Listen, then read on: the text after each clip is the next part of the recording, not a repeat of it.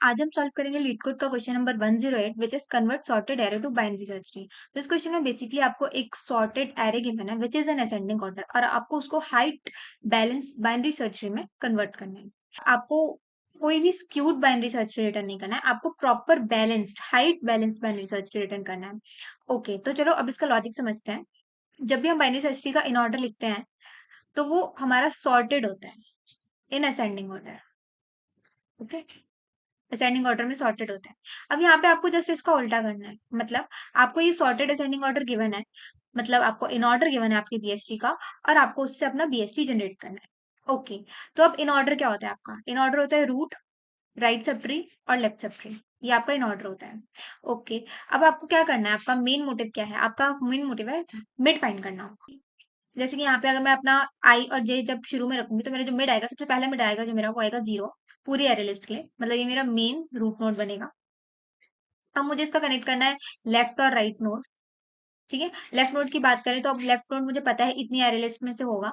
Left node इतनी array list में से होगा, तो यहाँ पे मेरा अब सेकंड मिड क्या होगा? इतनी एरे का सेकंड मिड होगा -3। ओके, अब मेरा -3 जब रूट बनेगा तो मेरी एरे लिस्ट क्या होगी लेफ्ट के लिए? ये होगी एरे लेफ्ट के लिए होगी। तो यहाँ पे मेरा -10 आएगा। राइट की बात करें तो राइट में कुछ नहीं है, तो यहाँ पे राइट में कुछ नहीं आएगा, नल आएगा। ओके, और अब अगर मैं 0 के राइट की बात करूं तो अब मैं इसमें अगर मिड निकालूंगी तो मेरा मिड आएगा यहाँ पे 9। जैसे यहाँ पे 3 आया था इतनी एरे लिस्ट एरे का मिड, वैसे यहाँ पे एरे का मिड 9 आएगा।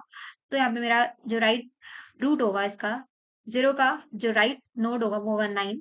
और फिर 9 की बात करें तो 9 के राइट में कुछ है नहीं, तो 9 के लेफ्ट में आपका जो नोड बनेगा वो होगा 5। फिर जब आपका 5 रूट बनेगा तो उसकी लेफ्ट और राइट में कुछ नहीं है, तो वहां पे आपका नल रिटर्न होगा। ओके, तो चलिए अब इसका कोड करके देख लेते हैं। तो यहाँ पे हम अपना हेल्पर फंक्शन कॉल करेंगे जिसमें हम अपना देंगे अपनी नम्स तो देंगे ही, और एक स्टार्टिंग इंडेक्स देंगे और एक एंडिंग इंडेक्स देंगे which is nums dot length -1। Okay, और हमें यही अपना हेल्पर फंक्शन रिटर्न करना है। ठीक है, अब इस हेल्पर फंक्शन को डिफाइन कर देते हैं। इसका रिटर्न टाइप हम ट्री नोड ही रखेंगे।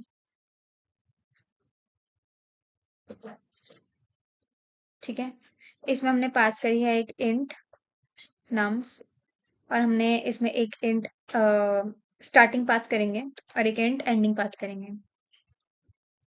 ओके गुड, अब हमारा जो बेस केस है वो लिखेंगे कि अगर हमारा आई ग्रेटर देन 0 हो जाता है तो आपको रिटर्न कर जाना नल। ओके, उसके बाद आपको अपना मिड निकालना है, तो यहाँ पे हम एक इंट मिड बनाएंगे e-s/2। इससे हमारा मिड निकलेगा, और हमें फिर अपना ट्री नोड बनाना है रूट नाम का।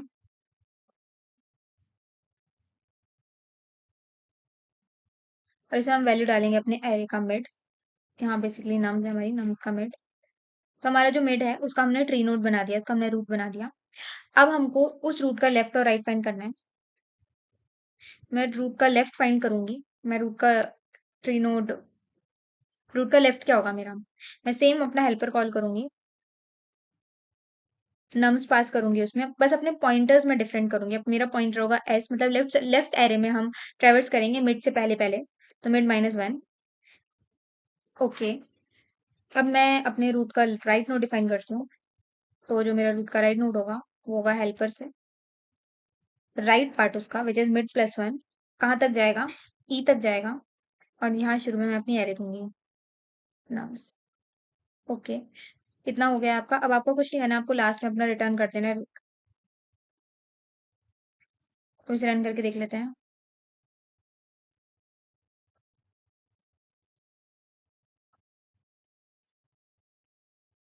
सॉरी, मैंने यहाँ पे आई और जे यूज कर लिया है, सॉरी यूज करना है।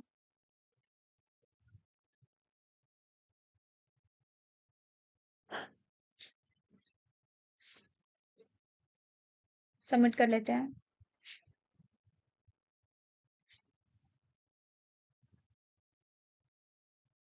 So that's it. वीडियो अच्छी लगी तो लाइक और सब्सक्राइब करना मत भूलना।